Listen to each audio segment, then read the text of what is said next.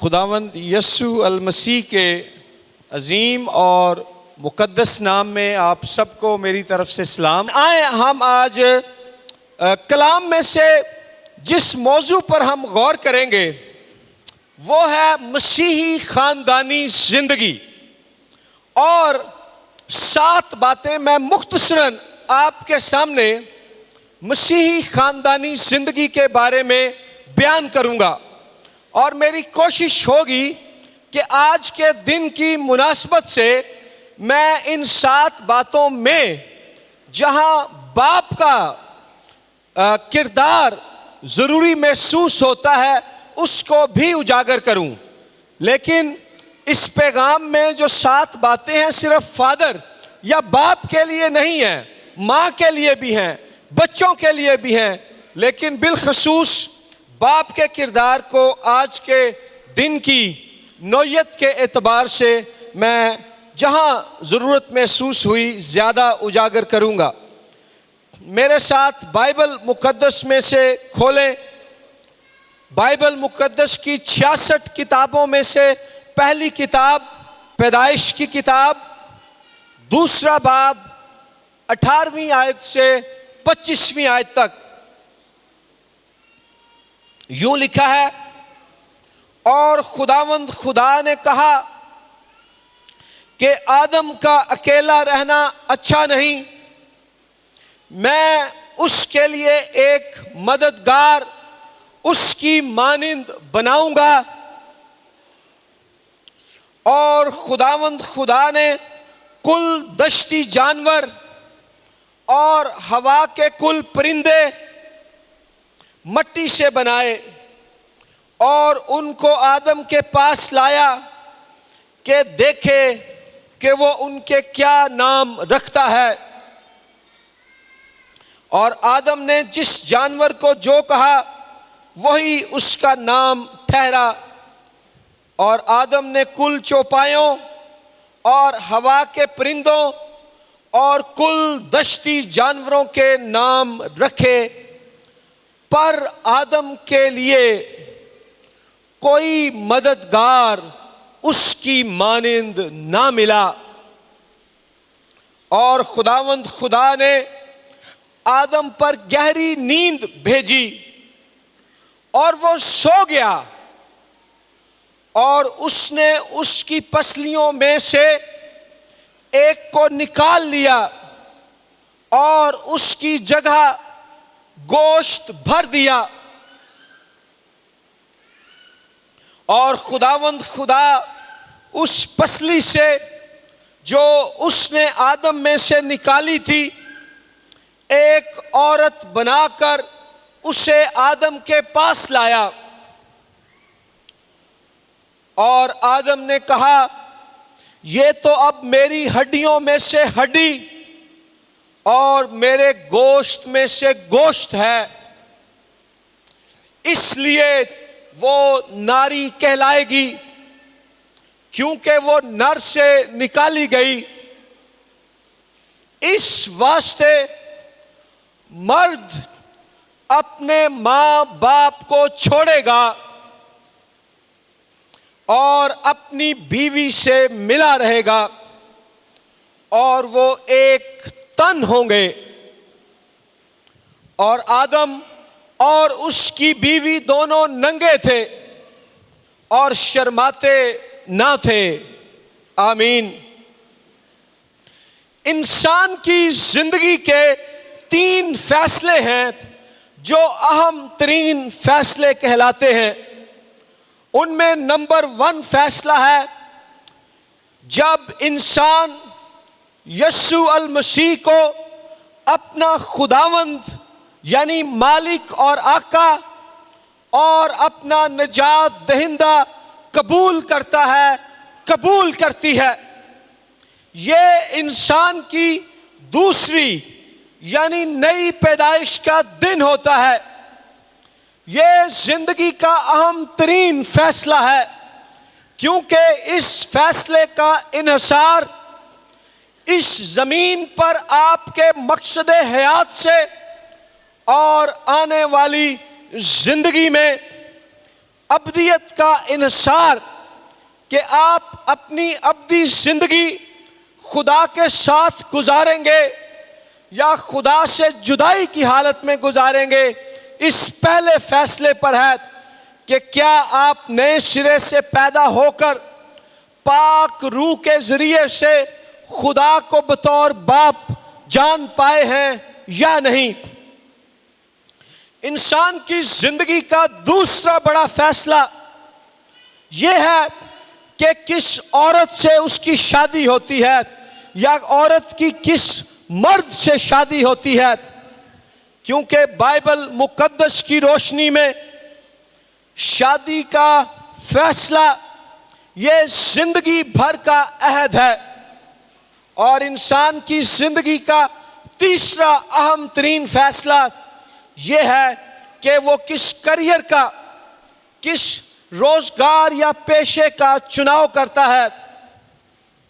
मशहूर फलसफी एरिस्टोटल अरस्तु उसने कहा कि pleasure in the job puts perfection in the work, कि अगर आपको अपना काम पसंद है, अगर उस काम को करने में आपकी खुशी है, तो इससे आपके काम में उम्दगी आ जाती है, निफासत आ जाती है, बेहतरीन कारकर्दगी आप दिखाते हैं।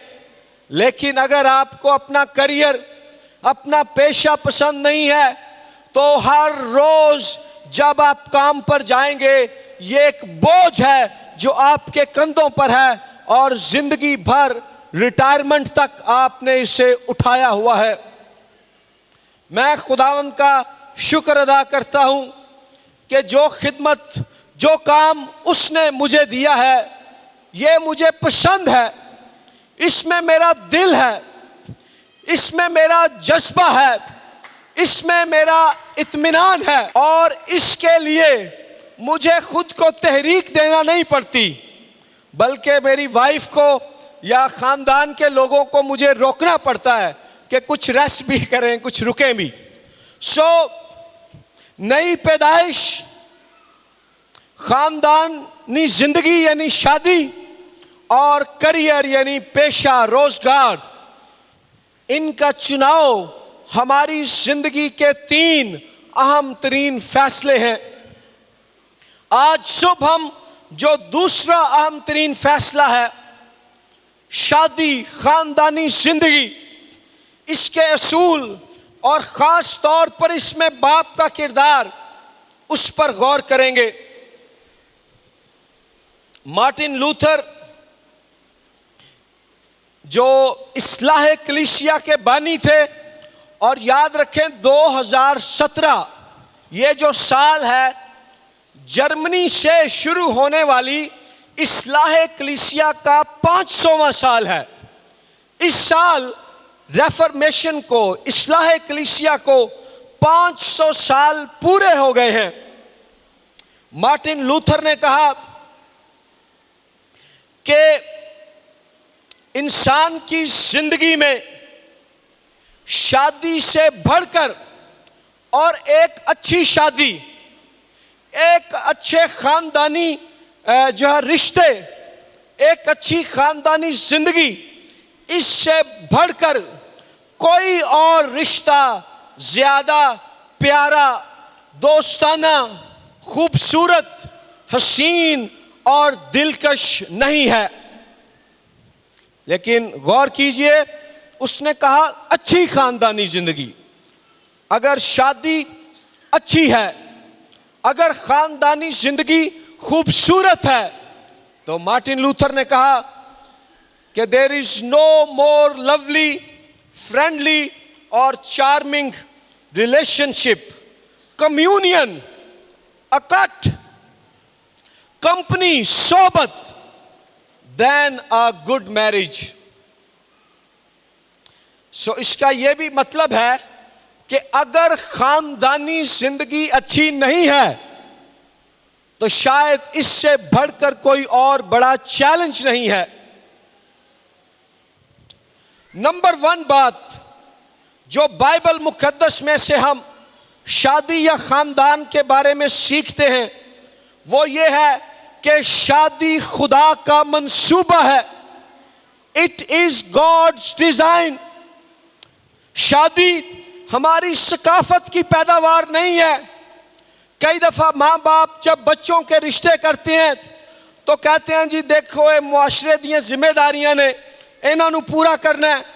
नहीं, शादी का आइडिया, ये ख्याल, ये तस्वुर किसी सकाफत या कल्चर ने नहीं दिया, ना ही ये हुकूमत का ख्याल था, किसी गवर्नमेंट का आइडिया था कि दुनिया में मर्द औरतें कल्ले ही लगे फिरते ने, चलो इन्हों के आपस विआह कराने शुरू करो, एक कानून पास करो पार्लियामेंट च कि अज तो मर्द दी औरत ना शादी होएगी।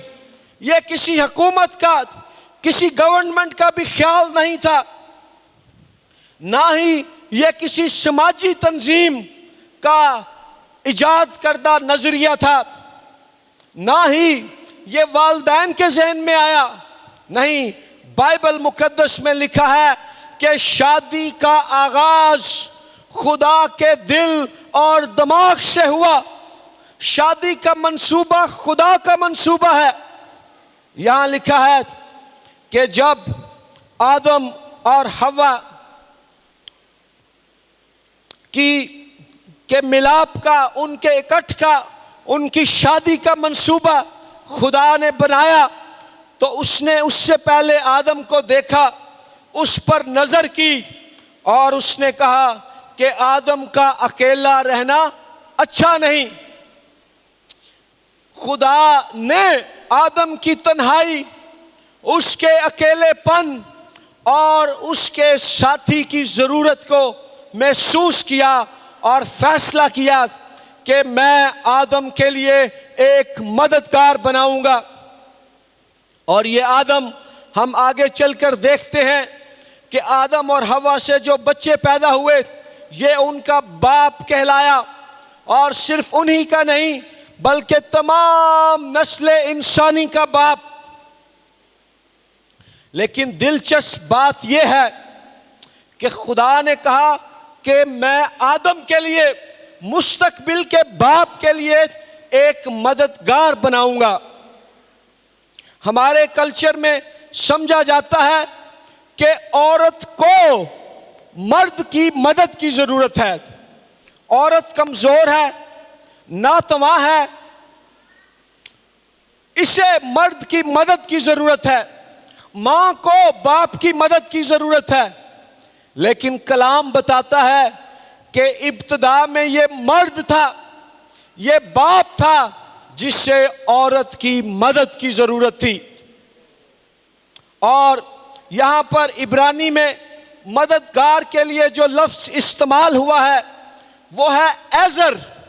एजर और एजर यानी मददगार, ये वही लफ्ज है जो पुराने अहदनामे में खुदा के लिए इस्तेमाल हुआ है, जब खुदा अपने लोगों का मददगार बनकर ज़ाहिर होता था। जब ज़बूर नवीस कहता है खुदा मेरा मददगार है, तो वहां लिखा है इब्रानी में खुदा मेरा एजर है।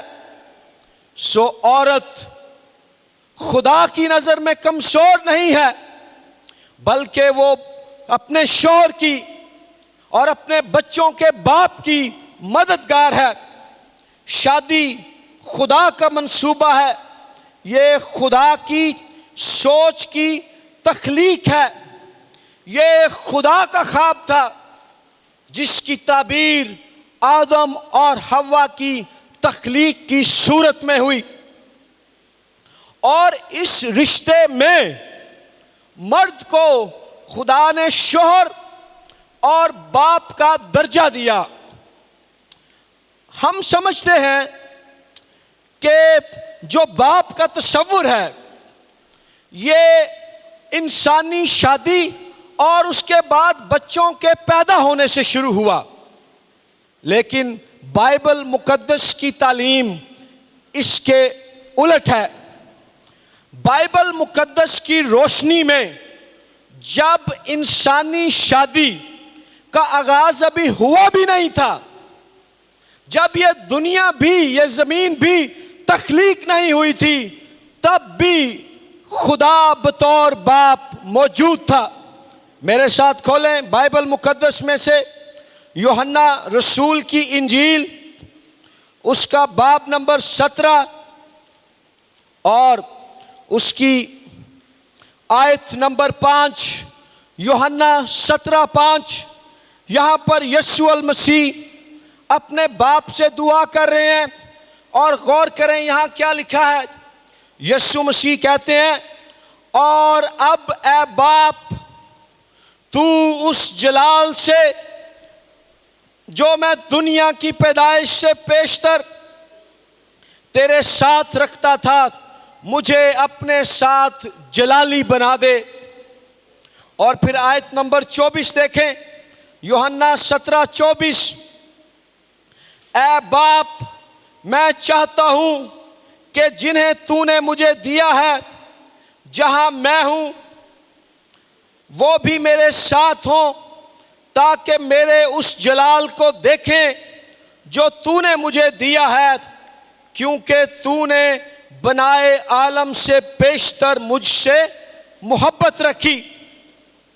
खुदा बतौर बाप दुनिया की पैदाइश से, दुनिया की तख्लीक से पहले से यीशु के साथ मौजूद था।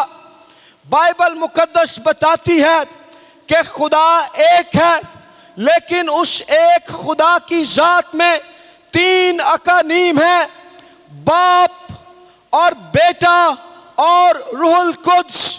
ये तीनों अज़ल से हैं, ये तीनों खुदा हैं। एक ही वक्त में ये मुत्तहिद हैं और अलग अलग शख्सियत भी हैं। और खुदा की जात में पाए जाने वाले ये 3 अशखास, ये 3 अकानीम, इनको कलाम मुकद्दस में बाप और बेटा और रूहुल कुद्स कहा गया है। सो बाप का तस्वुर, बाप का नजरिया, बाप का मुकाशफा, ये तब से मौजूद है जब से खुदा मौजूद है, और खुदा अज़ल से है, इसलिए खुदा के बाप होने का तस्वुर भी अज़ल से है। सो खुदा इसलिए बाप नहीं है कि ज़मीनी बाप की मानिंद वो बाप है, बल्कि इंसानी बाप को आसमानी बाप जो अज़ली बाप है उसकी मानिंद बनना है। आसमानी बाप पहले है जो ज़मीनी वालदों को, ज़मीनी बापों को सिखाता है कि हकीकी बाप कैसा होना चाहिए।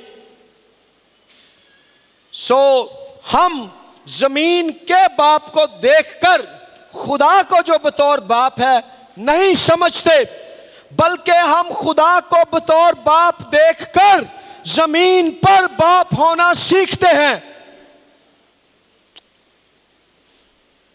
सो शादी का तस्वुर, मियाँ बीवी का तस्वुर और बाप और माँ होने का तस्वुर, ये ख्याल, ये मंसूबा, इसका आगाज खुदा से हुआ। इसलिए हमें ख़ानदानी ज़िंदगी में बतौर बाप और बतौर माँ, बतौर शोहर और बतौर बीवी, इस जिम्मेदारी को सिर्फ मुआशरती जिम्मेदारी, समाजी जिम्मेदारी या सकाफती जिम्मेदारी लेकर नहीं निभाना, बल्कि ये खुदा की तरफ से बख्शी गई जिम्मेदारी है। बाप होने की जिम्मेदारी और एजाज आपको खुदा ने दिया है। माँ होने की जिम्मेदारी और शर्फ आपको खुदा की तरफ से हासिल हुआ है। मियाँ बीवी होने का रिश्ता ये खुदा की तरफ से बख्शा गया रिश्ता है, ये खुदा का मंसूबा है। हम अपनी शादी और ख़ानदानी ज़िंदगी को दुनिया की नज़र से नहीं बल्कि खुदा की नज़र से देखें, आसमान की नज़र से देखें। ये हमारे आसमानी बाप का मंसूबा है, और इस मंसूबे में 2 बातें हैं। पहली बात यह है कि ये औरत के दरमियान है। आज बहुत से मगरबी ममालिक में मर्द को मर्द से शादी की इजाज़त मिल गई है, औरत को औरत से। और जो लोग इसकी मुखालफत करें उनके खिलाफ कानून पास कर दिए गए हैं।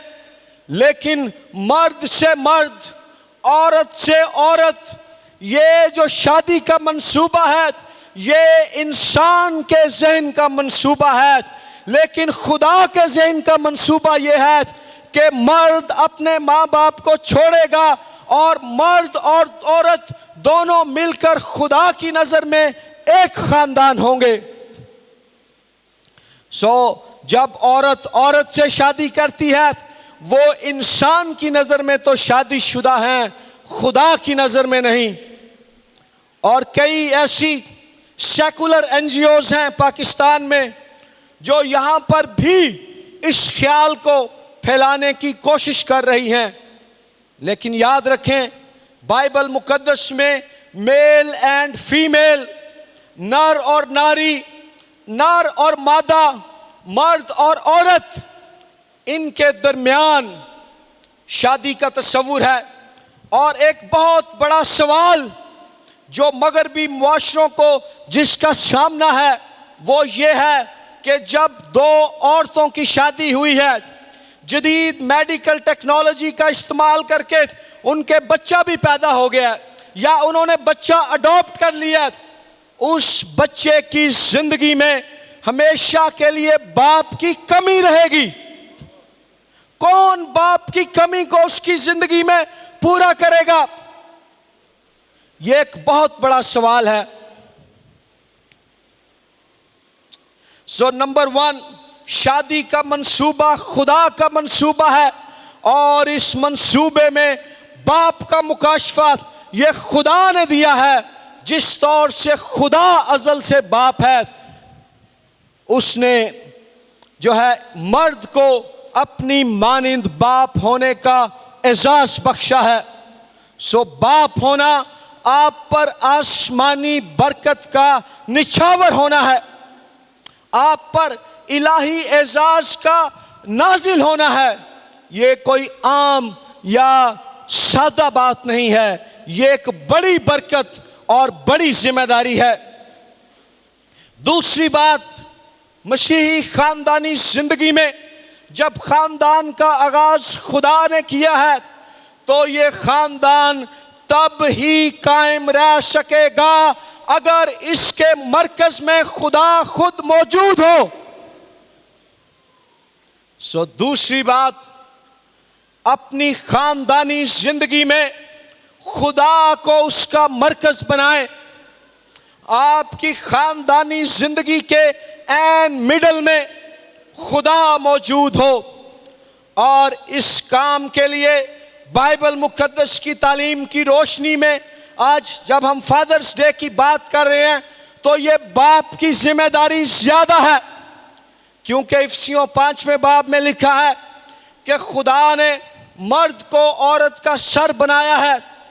उसने सरबरा की, लीडर की जिम्मेदारी बाप को दी है और ये बाप की जिम्मेदारी है कि वो अपने बच्चों और अपनी बीवी के लिए मसीही जिंदगी का ऐसा नमूना बने जिससे ये वाज़े हो कि बाप की जिंदगी के मरकज में खुदा है और यही खुदा जो है फिर खानदानी जिंदगी का भी मरकज हो। ऐसे नौजवान जो दहशतगर्दी करते हैं, जो गुंडाबाजी करते हैं, जो चोरियां करते हैं, जो बदअमनी फैलाते हैं, या ऐसी लड़कियां जो गुमराही और बेराह रवी का शिकार हो जाती हैं, आप कभी उनकी जिंदगियों के पस मंजर में जाएं, उनकी खानदानी जिंदगियों का मुतालिया करें। बहुत से केसेस में उनकी जिंदगी में एक लापरवाह, एक निकम्मा और कमजोर बाप होता है जिसने इखलाकी और रूहानी जिंदगी का वो नमूना नहीं दिया जो बेटा या बेटी अपनाएं और कहें कि मैंने अपने बाप की तरह एक जिम्मेदार, एक खुश इखलाक और वफादार बेटा या बेटी बनना है। बाप की मिसाल बहुत अहम है खानदानी जिंदगी के मरकज में खुदा की मौजूदगी के लिए। अंग्रेजी जुबान का एक मुहावरा है, the family that praise together always stage together. वो खानदान जो इकट्ठे दुआ करता है हमेशा इकट्ठा रहता है। वो खानदान जो इकट्ठे दुआ करता है हमेशा इकट्ठा रहता है। लेकिन इसमें किसकी जिम्मेदारी है कि खानदान को लीड करे? बाप की जिम्मेदारी है। यीशु मसीह ने कहा कि मैं वही करता हूं, यह यूहन्ना की इंजील में लिखा है, जो मैं बाप को करते देखता हूं। जाहिर बात है कलाम की रोशनी में यीशु अल मसीह का खुदा बाप से जो रिश्ता है यह रूहानी रिश्ता है। लेकिन यही असूल जिस्मानी रिश्तों पर भी लागू होता है। बाप जो करता है वही उसके बेटे और बेटियां ज्यादातर केसेस में करेंगे। इसलिए खानदानी जिंदगी के मरकज में खुदा की मौजूदगी तभी मुमकिन है जब बाप उसकी मिसाल कायम करे। मेरे वालिद साहब एक अनपढ़ शख्स हैं, उन्हें स्कूल जाने का मौका ना मिला। नारोवाल का एक गांव है, वहां से वो इस्लामाबाद शिफ्ट हुए। लेकिन मैंने अपने बाप की जिंदगी में दो बातें देखी। पहली बात, हर सुबह 5 बजे वो उठते और जमीन पर कपड़ा बिछाते और घुटनों के बल होकर खुदा से दुआ करते। और दूसरी बात मैंने उनकी जिंदगी में देखी, मेहनत करना। वो सुबह 5:30 बजे घर से निकलते और रात को 8:30 बजे वापस आते। अनपढ़ होने की वजह से उनकी मुलाजमत बहुत अच्छी नहीं थी। हम 5 बहन भाई थे, खर्चे बहुत ज्यादा थे। वो रोजाना 12-13 घंटे मजदूरी करते, मेहनत करते ताकि उनके बच्चे तालीम पा सकें। और मैंने अपने बाप से दुआ करना और मेहनत करना सीखा। अगर मेरा बाप एक आवारा और अय्याश इंसान होता, अगर वो एक सुस्त, काहिल और लापरवाह आदमी होता, तो शायद मैं आज इस पुलपट पर खड़ा होकर आपके सामने कलाम की मुनादी ना कर रहा होता, बल्कि बाहर कहीं आवारगी, बेमकसदियत और गुनाह की जिंदगी बसर कर रहा होता। खानदानी जिंदगी में अगर बाप का मुकाशफा खुदा की तरफ से है तो ये बाप ही की जिम्मेदारी है कि खानदानी जिंदगी के मरकज में खुदा हो। बाप को लीड करना है, उसे राह दिखानी है। इकट्ठे दुआ करके खुदा हमारी खानदानी जिंदगी के मरकज में होगा। इकट्ठे बाइबल पढ़ के, इकट्ठे मसीही किताबें पढ़ के। जब हम छोटे थे, जब मैं खिदमत में आया, और ख़ास तौर पर फादर्स के लिए ये बात अहम है, तो हमने ये सीखा था कि पहले खुदा है, फिर खिदमत है और फिर ख़ानदान है। लेकिन 2005 में मैं सिंगापुर एक एडवांस्ड लीडरशिप ट्रेनिंग के लिए गया। वहाँ पर जिस टीचर ने हमें ख़ानदानी ज़िंदगी के बारे में सिखाया, उसने कहा ये जो तरतीब है ना कि खुदा, खिदमत, ख़ानदान, ये गलत तरतीब है। उसने कहा आप इस तरतीब को तब्दील करें। उर्दू में अलिफ बे पे ते टे से जीम चे है खेत। उसने कहा ये जो 3 खे हैं आप इनकी तरतीब बदलें नंबर 1 है खुदा, नंबर 2 है खानदान, और फिर नंबर 3 है खिदमत। मेरे साथ बोलें, नंबर 1 खुदा, नंबर 2 खानदान और नंबर 3 खिदमत। क्योंकि उसने कहा कि जब किसी खादिम के खानदान में बरकत है, मोहब्बत है, सुलह है, खुशी है, तब वो और उसका खानदान मिलकर यीशु मसीह की खिदमत करेंगे। लेकिन अगर अपने खानदान को आपने नजरअंदाज कर दिया है तो आपकी खिदमत भी मौसर नहीं रहेगी। खानदान को खिदमत से नीचे करने की बजाय खानदान को खिदमत में शामिल करें।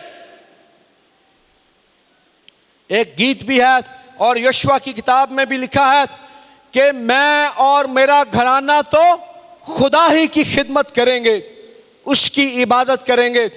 ये 3 खे अपनी जिंदगी में याद रख लें, खुदा, खानदान और खिदमत। अगर आज यहां पर आप हैं और बतौर बाप खुदा ने आपको बरकत दी है, क्या आपने अपने खानदान को कीमती, अहम और जरूरी जाना है?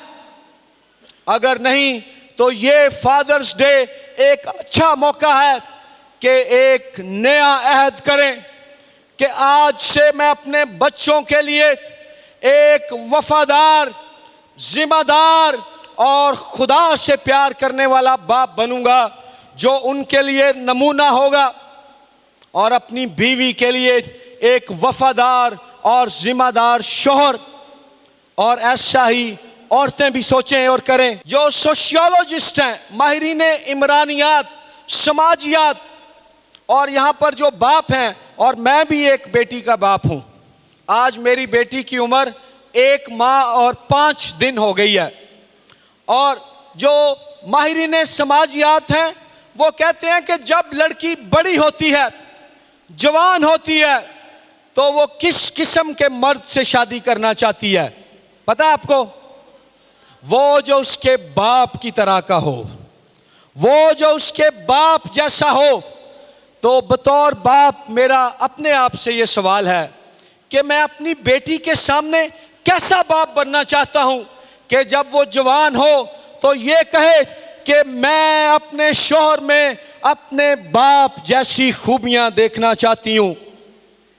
अगर मैं एक वफादार, जिम्मेदार, ईमानदार बाप हूं तो चांसेस हैं कि मेरी बेटी भी ऐसे ही शख्स से शादी का फैसला करेगी। लेकिन अगर मैं गैर जिम्मेदार, नकम्मा, सुस्त, लापरवाह, तो बच्चे भी ऐसा ही नमूना लेते हैं। सो बाप होना एक बड़ी जिम्मेदारी है। तीसरी बात शादीशुदा जिंदगी में, खानदानी जिंदगी में, वो है कि शादी जिंदगी भर का अहद है। Marriage is a life long commitment. यह एक मुकद्दस अहद है। पैदाइश 2 बाब की 24वीं आयत में खुदा कहता है वो एक तन होंगे, इकट्ठे होंगे। इफिसियों 5:31 में पौलुस रसूल इस बात को दोहराता है। साडे कल्चर च थोड़ा जा फर्क है। पैदाइश 2:24 च लिखा है मर्द अपने मां बाप नू की करेगा, छड़ेगा। ते साडे की है इथे इथे बीवी अपने मां प्यो नू छड़ेगी। ते जे छड़ दिया उन्हें अथरू ना वगाए ते फिर भी शामत आ जानी है। भावें ओदा दिल रोन ते करदा या नहीं, ओनू रोना जरूरी है, वरना कहणगे लै रोई भी नहीं, खोरे किन्नी छेती सी।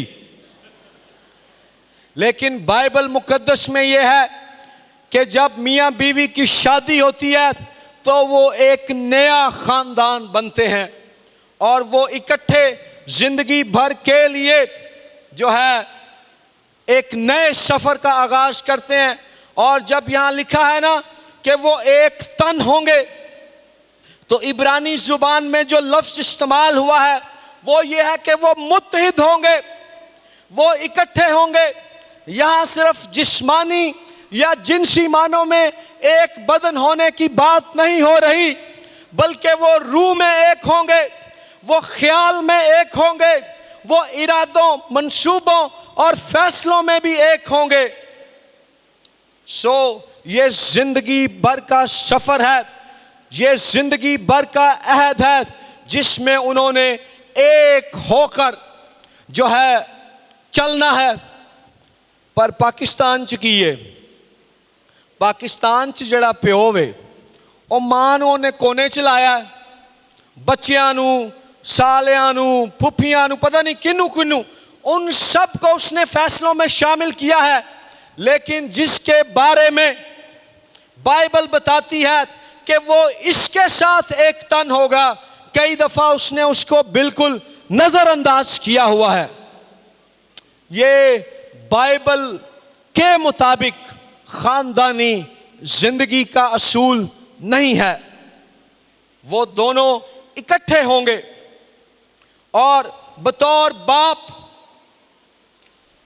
अगर आप चाहते हैं कि आपके बच्चों को एक महफूज, खुशी से भरा हुआ, जिंदगी से भरा हुआ, मोहब्बत से भरा हुआ, प्यार से भरा हुआ, रोशनी से भरा हुआ, चाहतों से भरा हुआ घर मिले, तो उसका राज यह है कि बाप और मां क्या हो, आपस में इकट्ठे हों।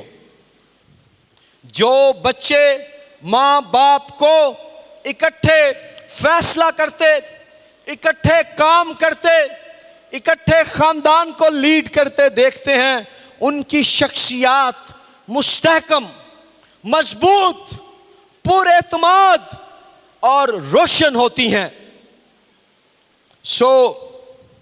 ये जिंदगी भर का अहद है जिसमें दोनों ने इकट्ठे होना है। और मैं ए भी दसदा, ये आसान काम नहीं। ये जो मैं बातें कह रहा हूं, इस पे आपको बहुत ज्यादा काम करना पड़ता है। जब एंजेलिना की और मेरी शादी हुई, शादी का पहला साल था, हम दोनों एक दूसरे को समझ रहे थे, एक दूसरे को के साथ रहने के आदी हुए, तो कभी कभी लगता यार मैं फंस गया मैं कही यार मैं किहड़े काम च फंस गया। पहले मैं अपनी मर्जी से आता, अपनी मर्जी से कहीं जाता, हुण कोई भी काम में इहदे नाल बैठ के मशवरा करना है, फैसला करना है। लेकिन जैसे जैसे जिंदगी के सफर में हम आगे बढ़ते गए, वो मुश्किलें, वो चैलेंजेस जो शुरू में हमें फेस करना पड़ते थे, वो आहिस्ता आहिस्ता कम होते गए। क्योंकि हर वो वक्त या दिन जब भी कोई प्रॉब्लम हमारे दरमियान होती, हम इस बात को याद रखने की कोशिश करते कि ये अहद है जो हमने खुदा के सामने और उसके लोगों के सामने बांधा है, हमने इसे निभाना है। जिंदगी भर का अहद। और बाइबल मुकद्दस में अहद के लिए जो तस्वुर दिया गया है वो है अहद काटना। कदीम ज़मानों में जब लोग कोई अहद बांधते थे तो वो उसको अहद काटना कहते थे। वो दो जानवर लेते, उनको ज़बह करते और उन ज़बह किए हुए जानवरों के गोश्त को एक दूसरे के सामने रख देते। एक तरफ एक जानवर, दूसरी तरफ दूसरा ज़बह किया हुआ जानवर, और वो एक दो शख्स जो अहद बांध रहे हैं वो एक दूसरे का हाथ पकड़ते और उन ज़बह किए हुए जानवरों के दरमियान चक्कर लगाते और वो कहते कि इन जानवरों का खून हमारे अहद का निशान है। अगर हम में से कोई इस अहद को तोड़े तो उसका वही हाल हो जो इन जानवरों का हुआ है। बाइबल में अहद का तस्वुर एक बड़ा मुकद्दस और अहम तस्वुर है। मर्द अपनी बीवी से जिंदगी भर वफादार रहे और बीवी अपने मर्द का साथ जिंदगी भर निभाती रहे। Life long covenant. ना सिर्फ ये कि शादी का आगाज खुदा ने किया है, ना सिर्फ ये कि खुदा खानदान के मरकज में हो, ना सिर्फ ये कि जो खानदान है ये जिंदगी भर का अहद है, खानदानी जिंदगी। चौथी बात, एक दूसरे को मोहब्बत और एहतराम दिखाना। एक दूसरे को मोहब्बत और एहतराम दिखाना। आपको मालूम है यहां पर जो बाप हैं, वालिद हैं, आप अपने बच्चों के लिए सबसे बड़ा नेकी का काम क्या कर सकते हैं? याद है किसी ने? मालूम है? अपने बच्चियां दी मां नाल प्यार करो। सबसे बड़ी नेकी कोई बाप अपने बच्चों से जो कर सकता है वो ये है कि वो अपने बच्चों की मां से मोहब्बत रखे। क्योंकि जब बच्चे बाप को मां से मोहब्बत करते हुए देखेंगे तो यही नमूना, यही मिसाल वो ना सिर्फ अपनी जिंदगियों में अपनाएंगे बल्कि उसके साथ साथ उनके दिलों में अपने बाप के लिए मोहब्बत, एहतराम, इज्जत भी बढ़ेगी। क्योंकि बच्चे मां के बड़ा नजदीक होते हैं, लेकिन अगर बाप ने खुद को मां से दूर किया है वो बच्चों से ऑटोमेटिकली दूर हो जाएगा। मैं एक खानदान को जानता हूं, वो मर्द हर कुछ अरसे बाद अपनी बीवी से बेवफाई करता, बतौर बाप अपने बच्चों को इग्नोर करता, उनकी मां को कई दफा जिस्मानी तौर पर मारता पीटता। लेकिन जब उसका बेटा 16 साल का हुआ, टीनेजर हो गया, थोड़ा जवान हो गया, और बाप ने उसी रूटीन में मां को मारने की कोशिश की, वो लड़का दरमियान में आ गया और उसने अपने बाप को कहा, अगर आइंदा तूने मेरी मां की तरफ हाथ भी बढ़ाया तो मुझसे बुरा कोई नहीं होगा। अगर आप अपने बच्चों के साथ जुल्म करना चाहते हैं बतौर बाप, उनकी मां को नजरअंदाज करें, लेकिन अगर उनसे नेकी करना चाहते हैं, बच्चों के लिए बरकत चाहते हैं, बाप अपने बच्चों की मां से प्यार करे। असी समझने आ पंजाब च प्यो दा की मतलब है, ओ जिदा टैका होए, ओ घर चाहे सारे शी पापा जी आ गए ने, अबू जी आ गए ने। ये बाप होने का पंजाबी तस्वुर है कि जैसे ही बाप घर में दाखिल हुआ बच्चे मां सब घबराना शुरू हो गए, चुप हो गए। लेकिन बाप होने का बाइबली तस्वुर यह है कि जैसे ही बाप घर में दाखिल हो, बेटी भागती हुई उसके पास आए और कहे, वेलकम पापा जी। ये बाइबल की तालीम के मुताबिक बाप है जो मोहब्बत से भरा हुआ है अपने बच्चों के लिए, उनकी मां के लिए शफकत से भरा हुआ है, वफादारी से भरा हुआ है, जिसकी बाहें अपनी बीवी और बच्चों के लिए हर लम्हे फैली हुई हैं। उसी तरह से जिस तरह से सलीब पर यीशु मसीह की फैली हुई बाहें हमें बाप की मोहब्बत की याद दिलाती हैं। सो बाप अपने बच्चों से मोहब्बत करे, उनकी मां से मोहब्बत करे, और मां और बच्चे अपने बाप पर एतमाद करें, ट्रस्ट करें, उस पर भरोसा करें। हमारी अपनी खानदानी जिंदगी में जब शुरू हुआ तो कई दफा हमने फैसला करना होता था, तो एंजेलिना बार बार मुझे रिमाइंड करवाती थी। तो एक दिन मैंने उससे कहा कि आप मुझे याद करवाया करें, लेकिन बहुत ज़्यादा नहीं, क्योंकि इससे मुझे महसूस होता है कि आप मुझ पर ट्रस्ट नहीं करती। कई दफ़ा बीवियां का भी मसला है, बंदे दे पिछे पै ही जांदियां ने, वो कहंदा खुदा दा नाम ही मैनू याद है। सो बच्चों की माँ और बच्चों की जिम्मेदारी है बाप पर ट्रस्ट करें। पापा जी ऐसा कर देंगे, गिव हिम सम टाइम, और बाप की जिम्मेदारी है वो मोहब्बत करे। पिछले दिनों हम इस्लामाबाद गए थे, तो शिकायना हमारी बेटी, ये अभी 1 माह की भी नहीं थी। जब हम इस्लामाबाद एंटर हुए, एंजेलिना गाड़ी चला रही थी, मैं आगे साथ बैठा था, शिकायना पीछे जो बच्चों की कार सीट है उसमें थी। तो एकदम से तेज आंधी आई, बादल गरजना शुरू हो गए, बारिश बरसना शुरू हो गई और शोर। एकदम से शिकायना उठ गई, इसने रोना शुरू कर दिया। हमने सोचा चलें 2 मिनट 5 मिनट ये रुक जाएगी, नॉन स्टॉप नॉन स्टॉप। हमने गाड़ी रोकी नहीं, बल्कि चलती गाड़ी में, क्योंकि हम मोटरवे पे थे। मैं अगली सीट से पीछे आया, अपनी बेटी के साथ बैठ गया। अब अभी वो बहुत छोटी है, शायद वो मुझे पूरी तरह से पहचानती भी नहीं है। तो मैंने कहा हेलो शिकायना बेबी, हेलो पापा की सोनी, हेलो। और फिर मैंने उसके हाथ को पकड़ा। अभी मैंने उसके हाथ को पकड़ा है, ये 1 माह की बेटी है, छोटी है। उसने बड़े जोर से कोट के, नहीं पंजाबी च कहंदे, कोट के मेरा हाथ फड़ लिया। उससे मुझे एहसास हुआ कि बेटी के लिए जब वो मुश्किल में है, जब वो घबराई हुई है, बाप की मौजूदगी कितनी लाजमी है कि उसे फौरन वो चुप हो गई और उसने मेरा हाथ जोर से पकड़ लिया।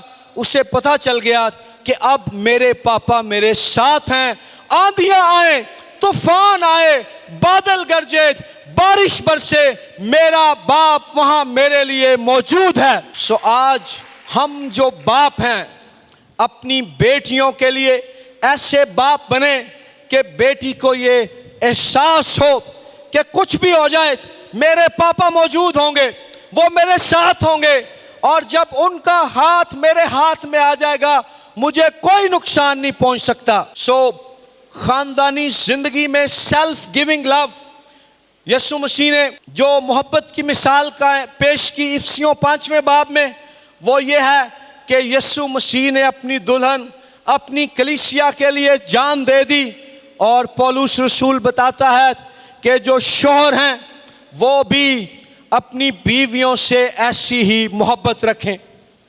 सो बाइबल मर्द को लीडर होने की जो पोजीशन देती है खानदानी जिंदगी में, ये सर्वेंट लीडरशिप है, खादिमाना क़यादत, चौधराना क़यादत नहीं, खादिमाना क़यादत, जिसमें मर्द खुद को कुर्बान कर देने के लिए तैयार है अपनी बीवी और अपने बच्चों के लिए। और इसमें बहुत सी बातें हैं, हमारे पास टाइम कम है, मैं उनको अभी स्किप कर रहा हूं। सो बाप अपने बच्चों और बीवी से मोहब्बत रखे और बच्चे बाप की इज्जत करें और उस पर ट्रस्ट करें। 5वीं बात, खानदानी जिंदगी में मुकम्मल वफादारी, एक्सक्लूसिव लॉयल्टी लाजमी है। यह एक ऐसा रिश्ता है जिसमें मर्द और औरत में तीसरे की गुंजाइश नहीं है। और जब बच्चे आ जाएं तो आप खुद एक फैमिली यूनिट हैं। इसमें एक्सक्लूसिव लॉयल्टी कि कोई और जो वफादारी आपकी इनके साथ है, कोई और उसकी जगह नहीं ले सकता। इसका मतलब ये हरगिज नहीं कि आप अपने माँ बाप, अपने बहन भाइयों और बाकी जो फैमिली मेंबर्स हैं उनका ख्याल ना करें, उनको मोहब्बत ना दिखाएं। वो अपनी जगह दुरुस्त है, वो भी अहम है, लेकिन जो फर्स्ट इमीडिएट फैमिली है, दैट कम्स फर्स्ट, ये खुदा का मंसूबा है, उसकी बात है। और 2-3 बातें हमारे आज के अहद में जो हमारी वफादारी को चैलेंज करती हैं। मैं आपको प्रैक्टिकल बातें आज आपसे शेयर कर रहा हूं इरादी तौर पर। उसमें है, एक है सोशल मीडिया।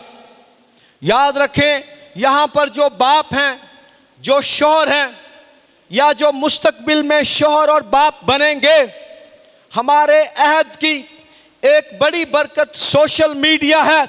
लेकिन ये बड़ी बरकत एक बड़ी लानत भी साबित हो सकती है, आपके खानदान को तबाह भी कर सकती है अगर आपने इसका दुरुस्त इस्तेमाल ना किया। फेसबुक, स्काइप, टेक्सटिंग, इंटरनेट, इन फोरम्स पर बहुत सा ऐसा मवाद है जो बतौर शौहर, और यहां पर यह औरतों पर भी बात लागू होती है, बतौर बीवी, बतौर बाप या बतौर मां, अपने खानदान से जो आपकी वफादारी है ये उसको खतरे में डाल सकता है। मैं कुछ अर्सा पहले एक जगह पैगाम सुना रहा था कुछ मसीही नौजवानों में, मैंने वो पैगाम ख़त्म किया। उसके बाद एक नौजवान मेरे पास आया जो गैर मसीही था।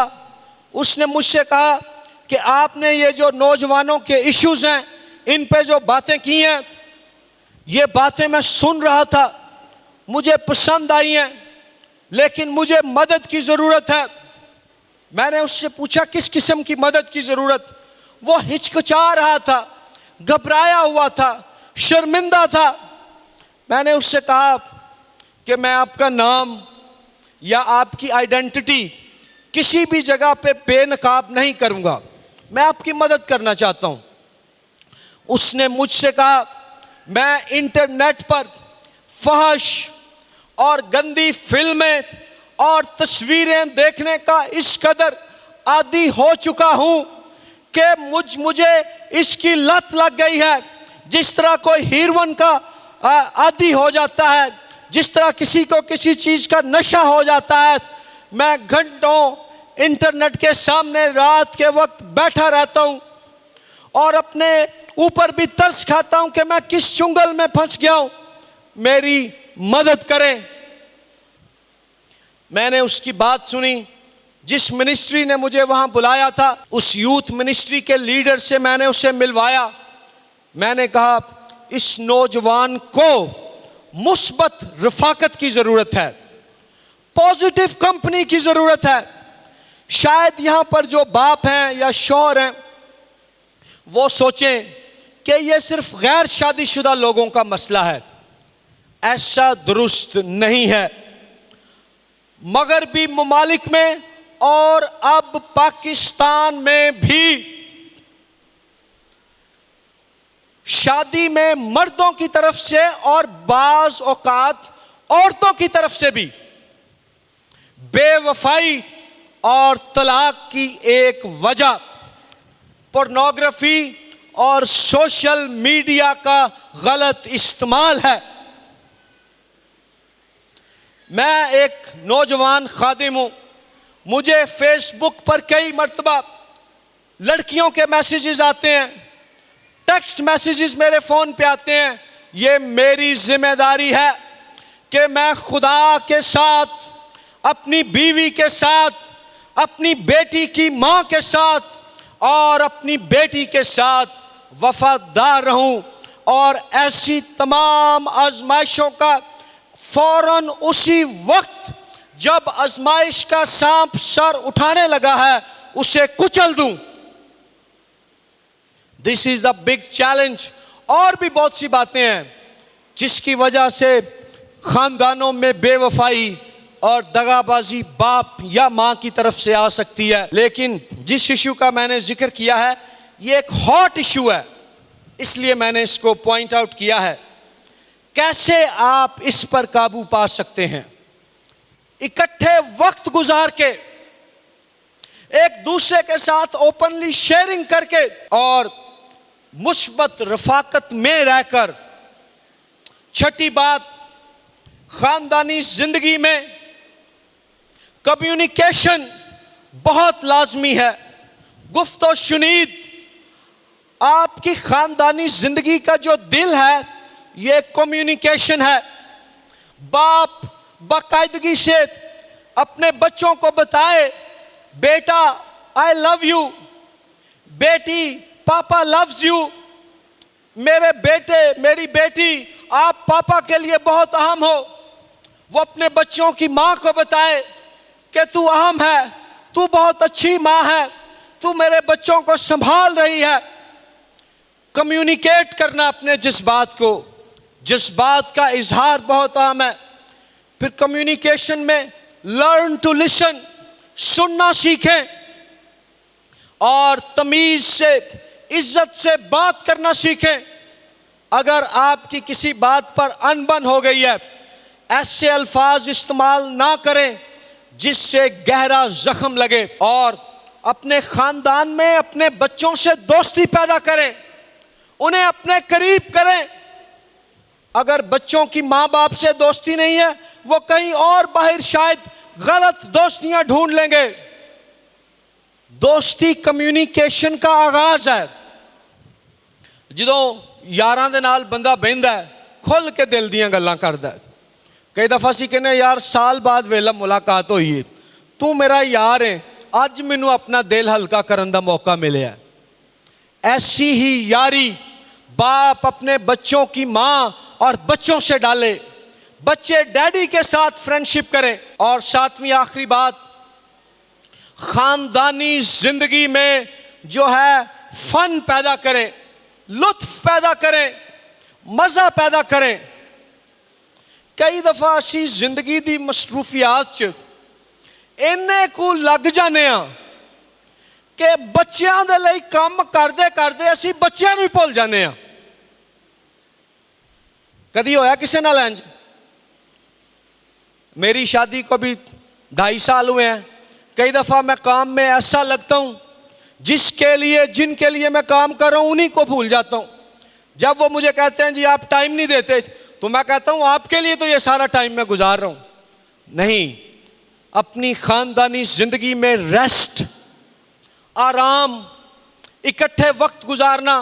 अज तो खैर क्रिकेट मैच है, वरना मैं तुहानूं कहना सी कि अज शाम अपनी जड़ा जिन्ने भी इत्थे बाप ने वो अपनी वाइफ और बच्चों नूं लैके मॉडल टाउन पार्क च जाओ।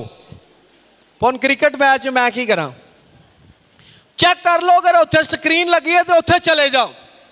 अपने बच्चों को बाहर लेकर जाएं, किसी पार्क में लेकर जाएं। बाप पता अपने बच्चों ने कंज दोस्ती कर सकता है, अपने बच्चों नाल बैठ के लूडो खेडो, इससे यादें तामीर होती हैं।